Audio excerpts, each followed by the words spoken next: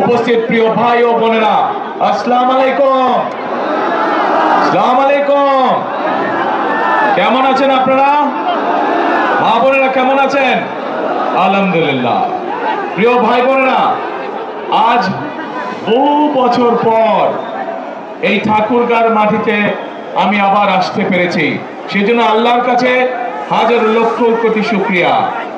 আপনাদের নিশ্চয়ই মনে আছে, আগে প্রায় প্রতি বছর শীতের সময় আমি এই ঠাকুরগাঁও অঞ্চলে আসতাম, পঞ্চগড় এলাকায় আসতাম, বিভিন্ন গ্রামে যেতাম, উপজেলাগুলোতে যেতাম, পৌরসভাগুলোতে যেতাম।